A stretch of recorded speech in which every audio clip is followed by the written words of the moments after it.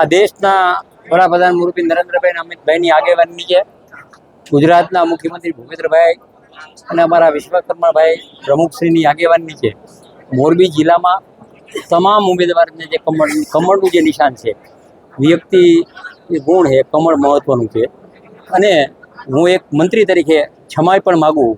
Ticket માગવાવાળા જાજા હતા, બધાને ટિકિટ મળી નથી, પણ દૂધમાં સાકર ભરે એમ આપણે સાથે મળી જ્યાં પણ કમળ છે, મને મારી જવાબદારી મોરબી અને કચ્છની છે, તો કચ્છ અને મોરબીમાં કમળ ખીલે એવા અમારા પ્રયત્ન છે. ભારતીય જનતા પાર્ટીના કાર્યકર્તાની સમગ્ર કાર્યકર્તાની હું ક્ષમા માગું કે ભાઈ એક વોર્ડમાં 15 આવ્યા 20 આવ્યા હોય અને એકને જ ટિકિટ મળી છે, પણ છતાં બધાએ સાથે મળી અને આપણે કામ કરી અને મોરબીના જે વિકાસ છે એ વિકાસમાં સારી રીતે કામ થાય એવા અમારા પ્રયત્નો. એવું જ રજૂઆત તો કરે ને.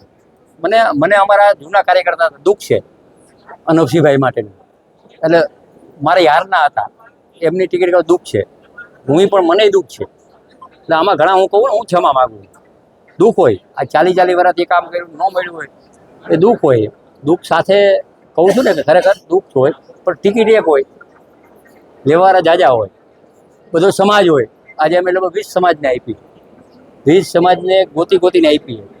અમારે સંકલન કરવાનું હોય, એમાં પછી પાર્ટી નિર્ણય લે, પ્રદેશ કારોબારી. હવે પ્રદેશ કારોબારીમાં અમે શું પછી નિર્ણય લેવાય એ પણ નક્કી નહીં, એટલે દુઃખ થાય. મને દુઃખ થયું.